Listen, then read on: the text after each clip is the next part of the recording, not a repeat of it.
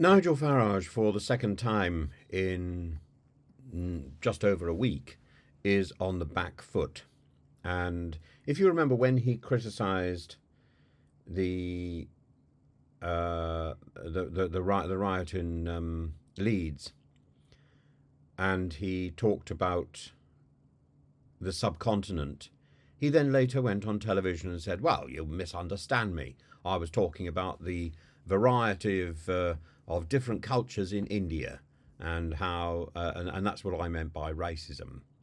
And he's doubled down on the controversial comments that he's made, and his response to the criticism following the remarks on the Southport incident has been is also revealing, because it shows that basically he's patronising. "Oh, you didn't understand me."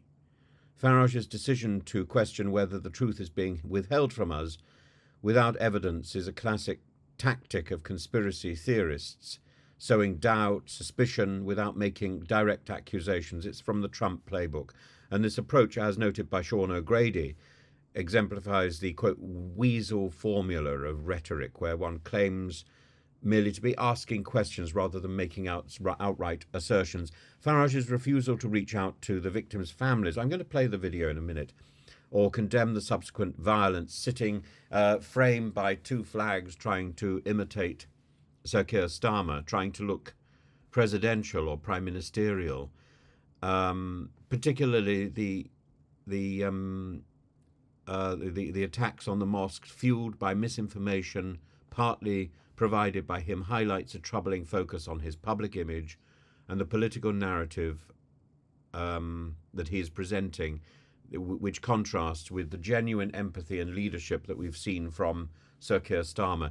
Farage's insistence that it's perfectly reasonable to ask what is happening to law and order in our country shifts the conversation from the tragedy and its victims to Farage, to a broader critique of government transparency and competence, without addressing the baseless nature of his speculation, without addressing his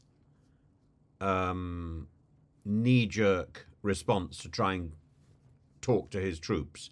The comparison made by Brendan Fox, calling Farage nothing better than a Tommy Robinson in a suit, points to a perceived alignment with far-right ideologies, a notion further underscored by the arrest of over 100 people at the far-right demonstration in London, where one protester even suggested Farage for Prime Minister alongside Tommy Robinson as Home Secretary.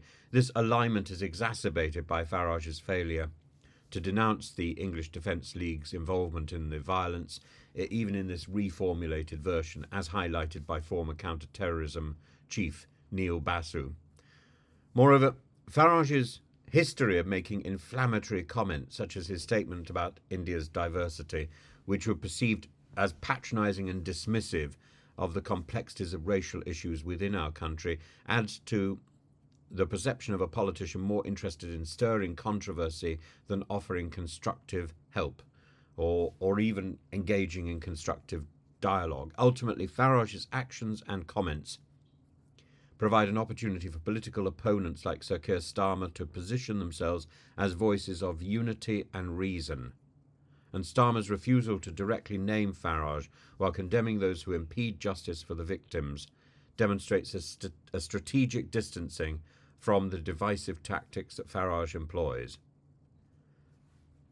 The broader public response, particularly the community effort to repair the damage caused by the riots, is a clear rejection of the divisive, inflammatory rhetoric of Farage. But it's one thing for the Prime Minister to ignore Farage and to make it clear that Farage should be ignored, but it's another thing for the rest of us. We need to see what Farage is saying.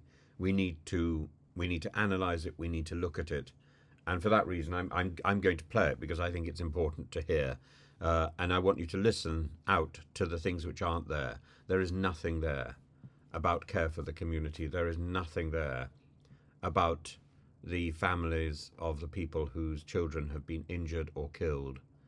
There is nothing there reaching out, ultimately This is a speech about Farage and defending the indefensible, defending his position the other night. And this is about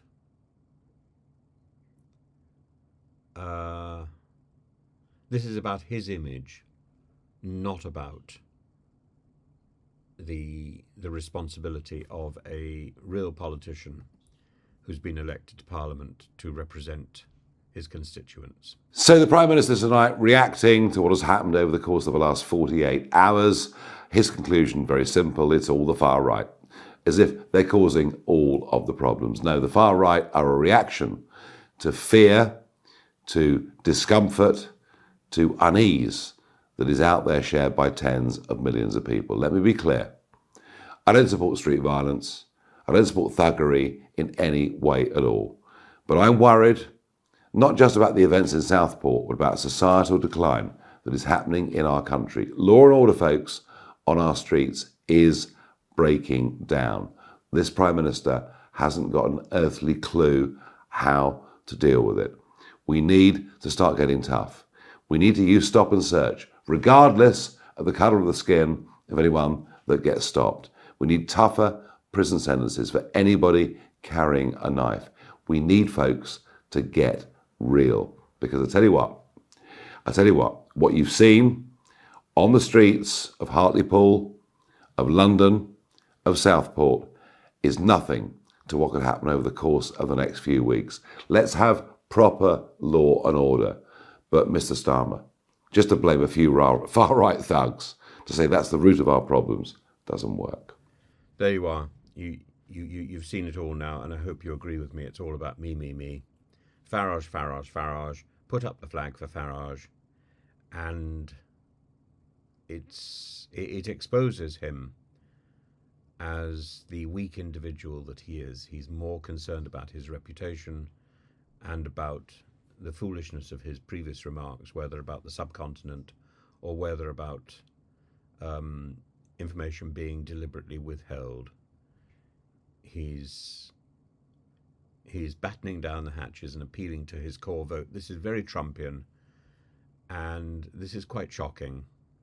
And the imagery that he's using is not the imagery of an elected politician. It's the imagery of somebody who's pretending to be Prime Minister. So if you want to pick up that pretense, here it is.